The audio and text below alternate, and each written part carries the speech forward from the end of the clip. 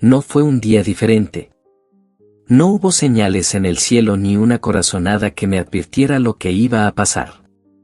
Salí de casa como cualquier otro lunes, con ese aire de cansancio anticipado que te aplasta cuando vivís en una ciudad como Santa Elena, donde todo el mundo corre pero nadie llega. Pero esa mañana, esa maldita mañana, no volví a casa. Mi nombre es Samuel Reyes. Tengo 18 años. Y ese día me convertí, oficialmente, en un problema para el sistema. Estaba caminando con 2 amigos del colegio cuando vimos una patrulla estacionada a un lado de la calle, justo frente a una tienda de celulares. Pensamos que estaban en algún operativo o algo así que seguimos caminando sin darle importancia. Pero antes de doblar la esquina, vi un carro gris encendido, mal parqueado, con la puerta entreabierta. Un Hyundai Tucson 2021. No sé por qué me acerqué. Tal vez fue simple curiosidad, tal vez fue esa tontería adolescente de tocar lo que no te pertenece. Apoyé las manos en la puerta y miré adentro. Ni un segundo duré. Cerré la puerta y seguí caminando.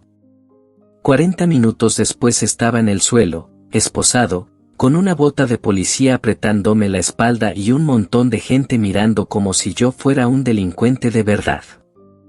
¿Sabes por qué estás aquí?, me gritó uno de los uniformados, un tal Gómez, mientras otro me subía al patrullero como si fuera un saco de papas. No, alcancé a decir, pero ya nadie me oía. En la estación no dijeron mucho. Solo que estaba bajo custodia por presunto robo de vehículo.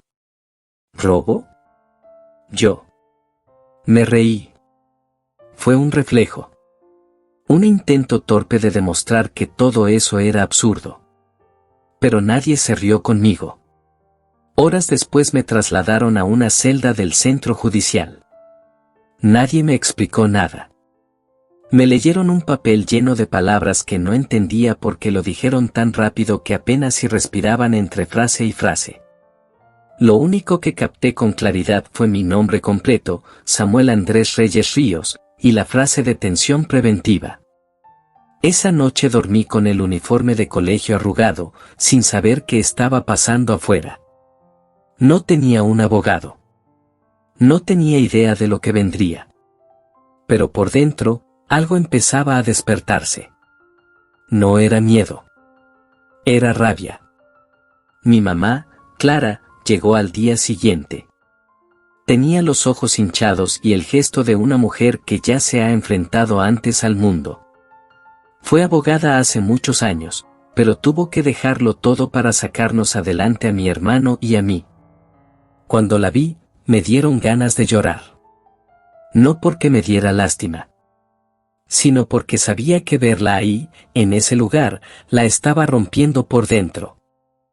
¿Qué te hicieron, Samuel?, dijo en voz baja, sosteniéndome el rostro. Nada, mamá. Solo ser yo. No me preguntó más. Supo exactamente a qué me refería. Porque en este país, si naces en el lugar equivocado, todo lo que hagas será visto como sospechoso. Tener la piel morena, vivir en un barrio popular y andar con el buzo del colegio no te da presunción de inocencia. Te convierte, automáticamente, en posible culpable. Al tercer día, me asignaron una abogada de oficio. Se llamaba Paola Castaño. Una mujer joven, nerviosa, con más ganas de salir de allí rápido que de escucharme con calma. Mira, lo mejor es que aceptes los cargos y pidas una condena menor. Te pueden dar entre 3 y 5 años, pero si colaboras. ¿Colaborar con qué?, la interrumpí. Yo no hice nada, doctora. Eso decís vos, Samuel, respondió mientras buscaba unos papeles en su carpeta. Pero hay testigos. Y pruebas. ¿Qué pruebas? No respondió. Solo dijo que la audiencia era al día siguiente. Esa noche no dormí. Volví a repasar mentalmente cada paso. Cada minuto desde que salí del colegio. La tienda, el carro, el instante exacto en que puse la mano en esa puerta. Y luego, la voz de mi mamá resonando en mi memoria: nunca hables sin pensar. Y nunca permitas que otros cuenten tu versión por vos. Crecí escuchando historias judiciales en casa.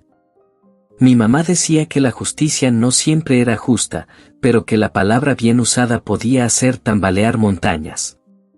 Y ahora estaba aquí, frente a una montaña de ignorancia, prejuicio y desinterés, y yo sin herramientas. O eso creían ellos. Esa madrugada, mientras el resto de los detenidos roncaban o se lamentaban por lo que venía, yo me senté en el suelo frío y repasé en mi cabeza lo que había aprendido todos estos años. Las series legales que veía con mi mamá, los libros que leía por curiosidad, los casos que analizábamos como si fueran ajedrez. Y entendí algo: si iba a salir de esto, no podía dejar que nadie hablara por mí. El sol aún no salía cuando tomé mi decisión. Al día siguiente, en esa sala repleta de caras que ya me habían juzgado sin escucharme, no iba a quedarme callado. Iba a defenderme. No porque creyera que era más inteligente que ellos. No porque quisiera dar un show. Sino porque tenía que intentarlo. Porque en esta ciudad, cuando un joven como yo entra a una corte, la sentencia ya está escrita antes de que comience el juicio. Y yo no iba a permitir que esa fuera mi historia. El edificio de justicia de Santa Elena huele a papeles viejos, café recalentado y aire acondicionado mal mantenido. No sé si todos los tribunales son así, pero ese día, cada rincón parecía estar diseñado para intimidarte. Desde el frío del piso hasta la mirada altiva de los guardias. Todo te decía lo mismo: este no es tu mundo. Aquí mandamos nosotros. Entré a la sala con las manos esposadas, rodeado de gente que no conocía y miradas que me pesaban como si ya hubieran decidido qué clase de persona era. El juez, un hombre mayor de cejas gruesas y expresión seca, apenas levantó la vista cuando me hicieron sentar frente a él. Audiencia preliminar del caso número 19-085. Acusado, Samuel Andrés Reyes Ríos, leyó la secretaria. El juez Antonio Sierra, así se llamaba, se acomodó en su silla, respiró hondo y dijo con tono de fastidio: ¿otro más? ¿Qué tenemos hoy, fiscal? La fiscal era una mujer de traje oscuro, impecable, peinado rígido y voz de locutora. Se llamaba Laura Mendoza y hablaba como quien ya sabe el final de la historia antes de contarla. Su señoría, el Estado presentará evidencia clara de que el acusado fue sorprendido en posesión de una camioneta robada. Se resistió al arresto, fue perseguido y sus huellas están en el volante del vehículo. Tenemos testimonio del oficial y evidencia física contundente. El juez asintió como si con eso bastara. Muy bien, dijo sin entusiasmo. ¿La defensa? La abogada Paola se puso de pie como si le pesaran las piernas. Sacó unos papeles sin orden, miró al juez, luego a mí, luego bajó la mirada. Su señoría, mi cliente desea. Yo la interrumpí antes de que siguiera. Sin levantar la voz, puse una mano sobre su brazo. Ella me miró, desconcertada. Gracias, doctora, le dije en voz baja. Yo hablaré. El juez me miró por encima de las gafas. ¿Qué dijo? Quiero representarme a mí mismo, su señoría. Hubo un murmullo en la sala. Algunas risas cortas. La fiscal me miró como si estuviera presenciando un espectáculo improvisado. El juez frunció el ceño. ¿Está diciendo que no quiere abogado? Sí, su señoría. Haré mi propia defensa. Silencio. Me observó como si tratara de descifrar si yo era un chiste, un loco o una provocación. ¿Sabe lo que está haciendo? No del todo, dije. Pero sé lo que no puedo permitir. El juez se reclinó en su asiento y tamborileó los dedos sobre la mesa. Muy bien, joven Reyes. Este tribunal respetará su decisión. Pero sepa que si se equivoca, no habrá vuelta atrás. Asentí sin titubear. No tenía vuelta atrás desde el momento en que me esposaron. La fiscal volvió a hablar, con la seguridad de quien cree que ya ganó. El oficial Carlos Restrepo afirma haber visto al acusado conduciendo la camioneta momentos antes de que intentara escapar. Él mismo lo identificó y presenció toda la persecución. ¿Ese testimonio está en su informe oficial?, pregunté. Por supuesto, respondió ella, cruzando los brazos. Está todo documentado. Entonces, su señoría, solicito que ese testimonio sea excluido. La fiscal giró bruscamente hacia mí, como si no hubiera entendido. ¿Perdón? El oficial Restrepo no estaba de servicio cuando comenzó la persecución. Su informe dice que fue notificado por radio cuando el vehículo ya había sido abandonado. Solicito los registros de GPS del patrullero del oficial Restrepo para confirmar su ubicación esa noche. Otra vez, la sala se volvió un eco de murmullos. El juez ladeó la cabeza. ¿Fiscal? Por primera vez, la fiscal vaciló. Podemos verificar los registros, pero eso no cambia que las huellas del acusado estaban en el volante. Asentí. Eso es cierto. Pero me gustaría que el jurado reflexione sobre algo.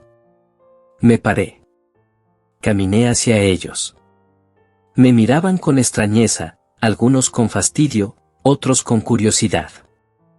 ¿Alguno de ustedes ha tocado algo que no le pertenece? ¿Una camisa en una tienda? ¿Un celular que alguien dejó en una mesa? ¿Eso los hace ladrones? Esperé. Dejé que el silencio trabajara por mí.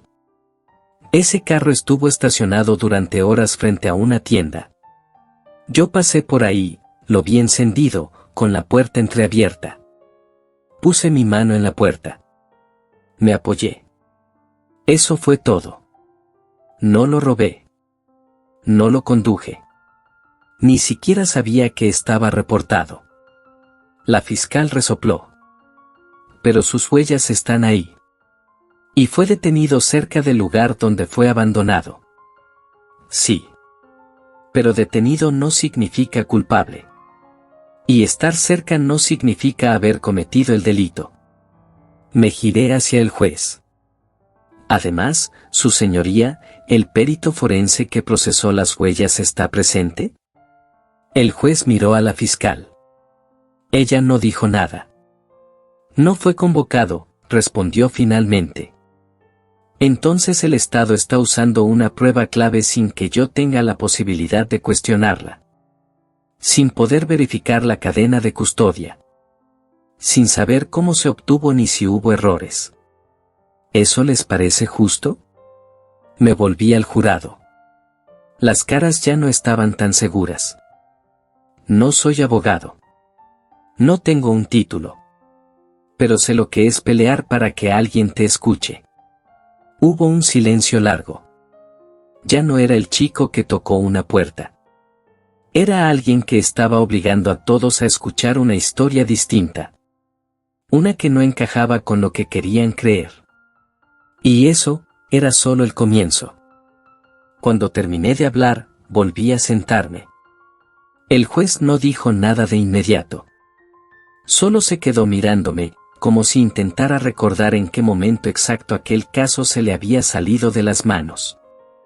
La fiscal Mendoza reorganizaba sus papeles con un gesto que ya no era de seguridad, sino de urgencia. Había perdido el ritmo, y lo sabía. Pero yo también sabía que no podía confiarme. Esto no era una película donde el inocente gana solo por hablar bonito. Aquí se necesitaban pruebas. Datos. Detalles que desmontaran, uno por uno, los pilares torcidos sobre los que habían levantado el caso en mi contra. La fiscal retomó la palabra con voz firme, intentando recuperar el control. Independientemente de las inconsistencias señaladas, las huellas del acusado siguen siendo una prueba clave. Además, su proximidad al lugar donde se encontró el vehículo robado refuerza la hipótesis de la fiscalía. Yo no dije nada. Solo me puse de pie de nuevo, con calma. Respiré hondo. Ya no era el chico nervioso de la primera audiencia. ¿Y qué pasa si esa hipótesis está basada en una versión incompleta? El juez me hizo un gesto para que continuara. Me gustaría presentar una prueba adicional, dije, sacando una hoja de papel cuidadosamente doblada del bolsillo de mi chaqueta. ¿Qué es eso?, preguntó la fiscal, con evidente fastidio. Una declaración jurada del verdadero dueño del vehículo. La fiscal frunció el ceño. El juez alzó una ceja. ¿Y por qué no está eso en los documentos oficiales? Esa es exactamente mi pregunta, respondí. Me giré hacia el jurado, despegué la hoja y leí en voz alta. Dejé mi camioneta encendida mientras entraba a comprar algo rápido en la tienda. Cuando salí, ya no estaba. Vi al muchacho que se la llevó. Era alto, blanco, de cabello castaño claro. No era moreno, ni llevaba uniforme escolar. Me detuve. El efecto fue inmediato. Un murmullo recorrió la sala. La fiscal evitaba mirarme. Este testimonio está en el informe original del oficial que recibió la denuncia. Pero, curiosamente, no aparece en los documentos entregados por la fiscalía. El oficial que me arrestó tampoco lo mencionó. Silencio. Entonces, su señoría, dije volviendo a mirar al juez, tenemos un caso donde el acusado no coincide con la descripción del sospechoso, donde el testigo clave del arresto no estuvo presente al inicio de la persecución, donde no se ha presentado al perito que procesó las pruebas, y donde la propia fiscalía omitió información clave de su narrativa. No estaba gritando. No necesitaba hacerlo. Cada palabra era como una gota cayendo en un balde que ya estaba a punto de rebosarse. Y, sin embargo, aquí estoy, continué, en juicio, por tocar la puerta de un carro mal parqueado. El juez se quitó las gafas. Las limpió con la punta de su toga. Y suspiró. Un suspiro largo, como si en ese instante hubiera entendido el tamaño del lío en el que lo habían metido. La fiscal intentó hablar. Su señoría, aun si hubo omisiones, el acusado fue encontrado a pocas cuadras del vehículo. Eso no puede ignorarse. No fui encontrado dentro del vehículo, la interrumpí. Ni al lado. Ni siquiera en la calle donde lo dejaron. Estaba con mis amigos, caminando hacia mi casa, con una botella de gaseosa en la mano. No estaba huyendo. No estaba ocultándome. Porque no sabía que había algo de qué huir. Me dirigí nuevamente al jurado. El único error que cometí fue ser curioso. Y tal vez tonto. Pero no un ladrón. Me senté otra vez. Y esta vez, hasta el juez me miró diferente. Durante unos segundos, nadie dijo nada. No se oía ni una tos ni un murmullo. Era como si todos esperaran que alguien más hablara primero. Finalmente, el juez Sierra rompió el silencio. ¿Fiscalía, tiene algo más que desee presentar antes del receso? La fiscal tragó saliva. Sus papeles estaban arrugados, y su expresión había cambiado. Ya no era de superioridad. Era de incomodidad. No, su señoría, respondió. El juez asintió. Golpeó suavemente el mazo sobre la mesa. Se decreta un receso de 30 minutos. Al regreso, tomaremos decisión sobre la admisión de la prueba presentada por el acusado. Y con eso, todos se levantaron. Yo no me moví. Me quedé allí, sentado, viendo cómo la gente salía de la sala. La fiscal, con pasos tensos. El juez, con gesto pensativo.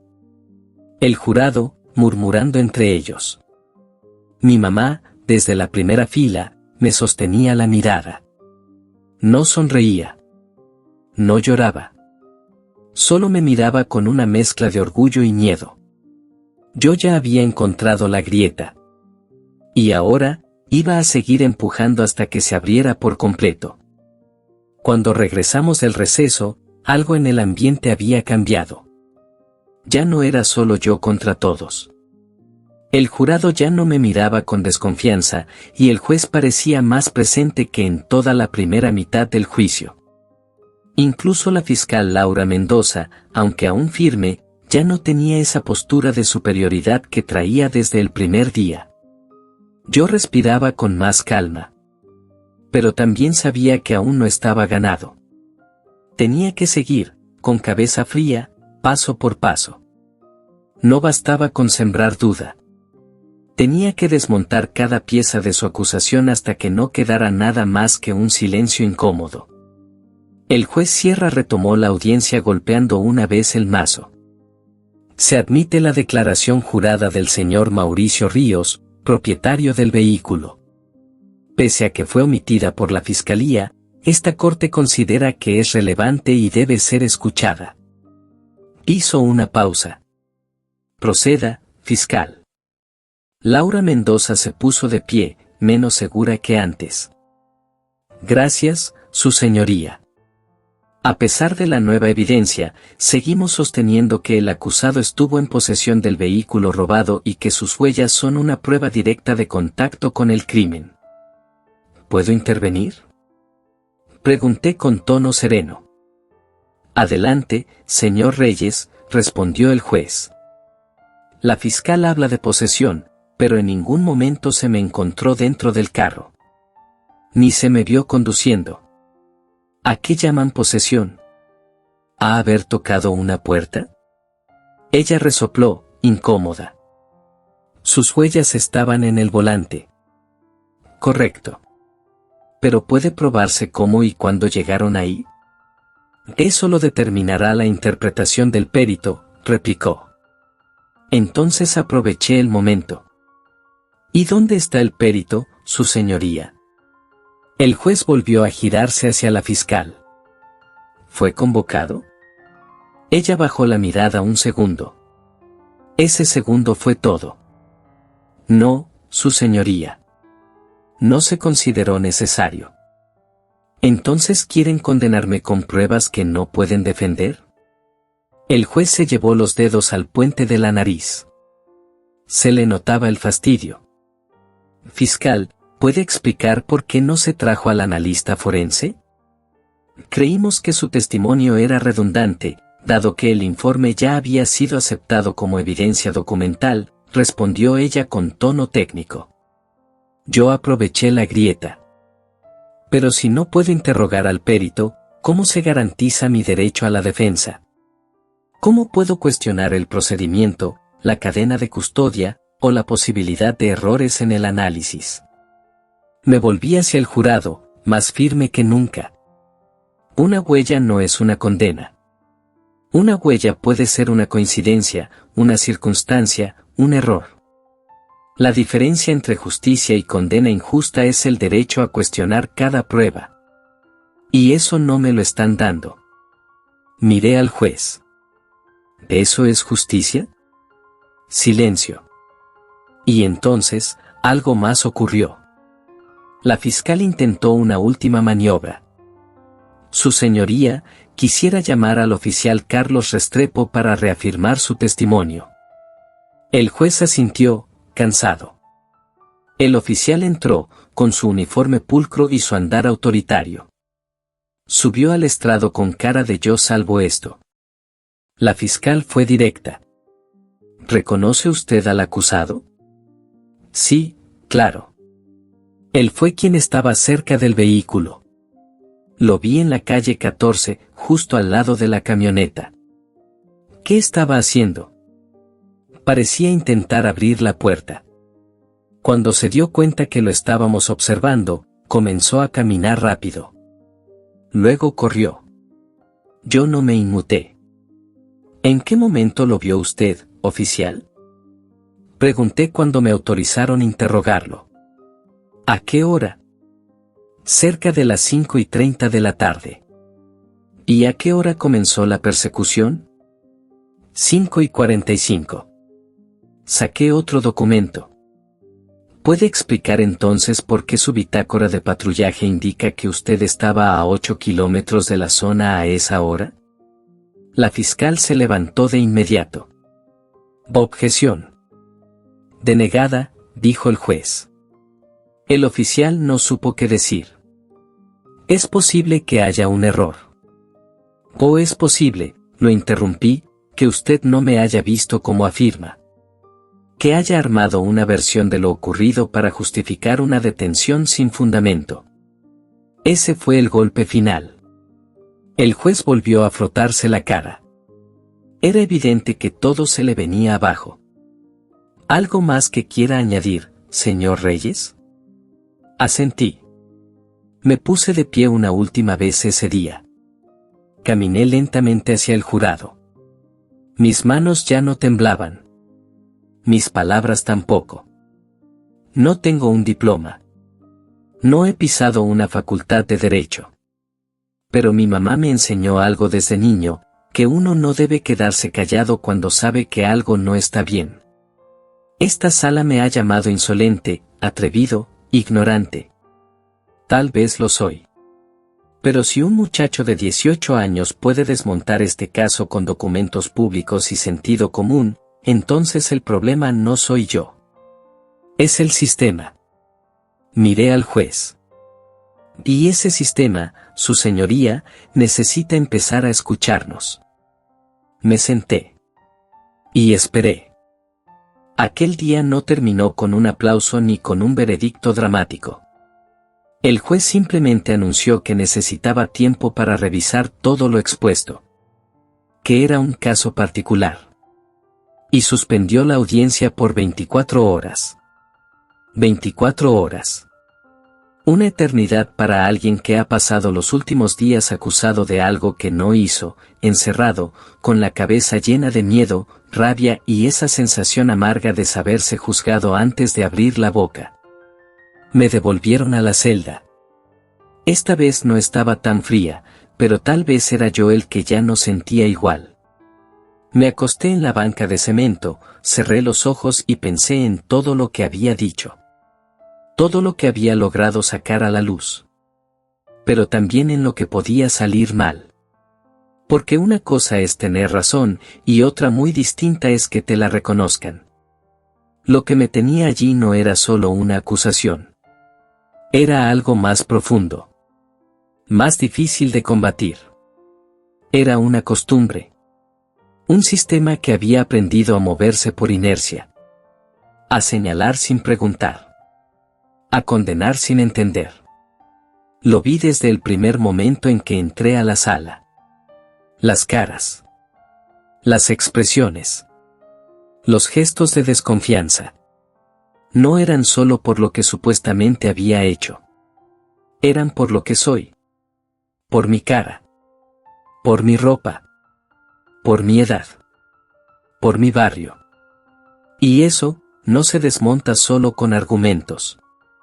Esa noche mi mamá me visitó por última vez antes de la audiencia final. La dejaron entrar por unos minutos, gracias a un guardia que conocía desde antes.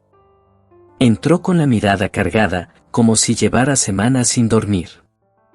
Mamá, le dije apenas la vi. Ella me abrazó fuerte.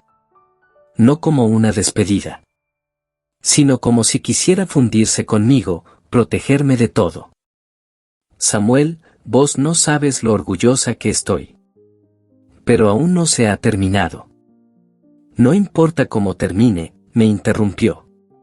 Ya ganaste. Porque los hiciste escuchar. ¿Escuchar qué? Escuchar que tienen que mirar 2 veces antes de señalar.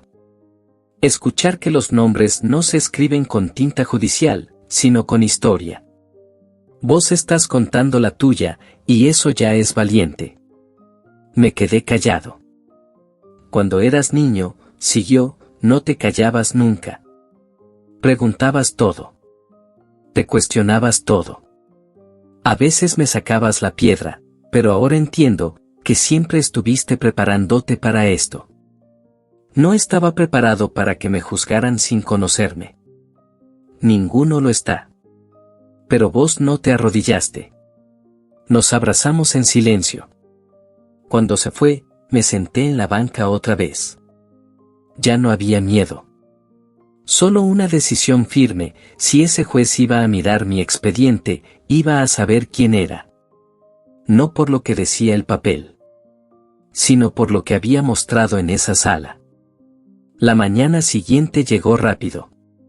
Volvimos al tribunal. La gente estaba en las bancas. El jurado en su sitio. La fiscal en su lugar, pero más callada. Como si ya no tuviera fuerza para armar otra historia. El juez entró. Se sentó. Puso sus manos sobre el expediente. Y luego me miró. Señor Reyes, dijo, antes de emitir mi decisión, quiero que sepa que he revisado cada una de sus intervenciones. Cada documento que presentó. Cada argumento. Asentí, sin hablar. Este caso empezó como una audiencia rutinaria. Otro joven acusado de otro robo más. Pero con el pasar de los días, se convirtió en algo más profundo. Usted nos obligó a detenernos. A mirar bien. Volteó hacia la fiscal. Señora Mendoza, este tribunal considera que las omisiones del expediente y la falta de evidencia sustentada debilitan gravemente la solidez de la acusación. Ella bajó la cabeza. No dijo nada. El juez volvió a mirarme. Y a usted, señor Reyes, quiero decirle que me ha sorprendido. No solo por su capacidad para defenderse, sino por su claridad, su serenidad, su respeto incluso cuando le faltaron al suyo. Hizo una pausa. Este tribunal archiva el caso por falta de pruebas. Y ordena su libertad inmediata. No entendí de inmediato lo que eso significaba. Solo supe que la sala se quedó en silencio, como si alguien le hubiera apagado el volumen al mundo. Después, una mezcla de murmullos y suspiros lo llenó todo. Algunos no sabían si aplaudir. Otros no sabían cómo mirarme. Yo me quedé de pie. Quieto. Sentí la mirada del juez todavía sobre mí. Pero ya no era de autoridad. Era algo más cercano al respeto. O al remordimiento. No sé. Solo asentí. Y me di la vuelta. Crucé la sala. Crucé el pasillo. Y cuando empujé la puerta que daba a la calle, sentí por primera vez que el aire no me pesaba. Del otro lado, me esperaba mi mamá. Con los brazos cruzados. Con lágrimas en los ojos. Y con una sonrisa cansada que decía más de lo que podría haber dicho con palabras. Caminé hacia ella. Me abrazó tan fuerte como pudo. Te lo dije, susurró. Siempre fuiste el más terco de esta casa. Me reí, por fin. Y por un segundo, sentí que el mundo se había puesto en pausa solo para dejarnos respirar. No salí del juzgado con los brazos en alto ni buscando cámaras. De hecho, lo primero que hice fue subirme la capucha y bajar la cabeza. No por vergüenza, sino porque sentía que si alguien me miraba demasiado tiempo, todo eso volvería a pasar. El ruido. La presión.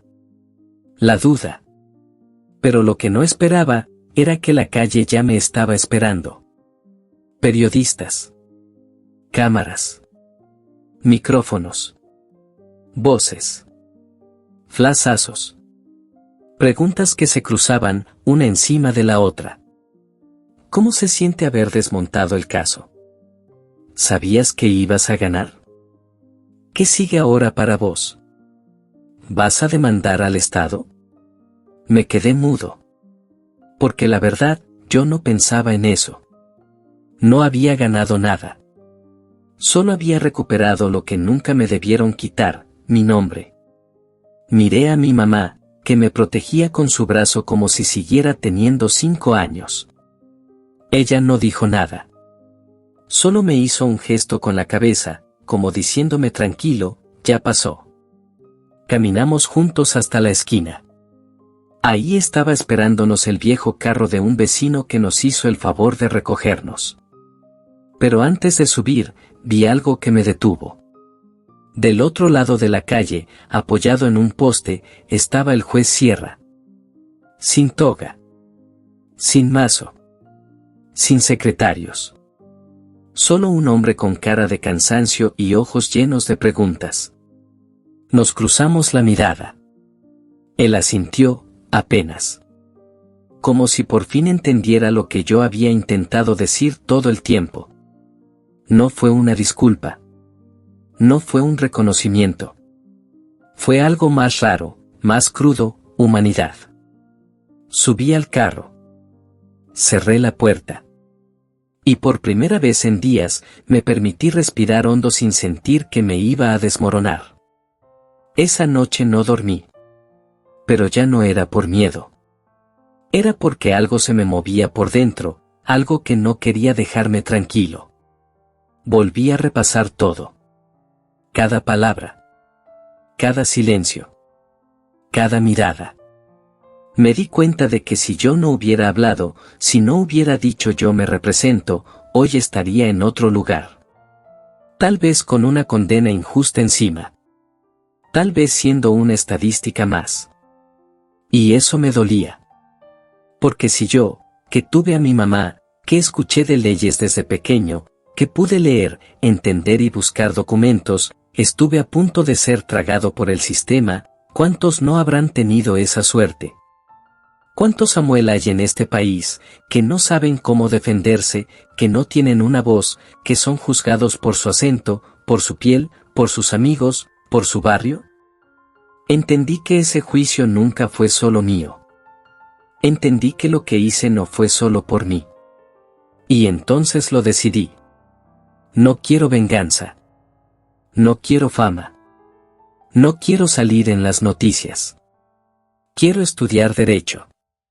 Quiero sentarme algún día en esa sala, pero del otro lado. No como acusado. No como sospechoso. Sino como defensor. Como voz de los que nadie escucha. No va a ser fácil. Ya lo sé. Pero cuando algo valioso lo ha sido. Si mi historia sirve para algo, es para que no se repita. Para que la próxima vez que un joven moreno con sudadera entre a una corte, lo vean como una persona, no como una amenaza. Para que el sistema aprenda a escuchar antes de señalar. Yo no voy a cambiar el país en una tarde. Pero puedo empezar por un aula. Por un caso. Por una historia. Y si algún día me toca defender a alguien como yo, lo voy a hacer con todo lo que tengo. Porque sé lo que se siente estar solo.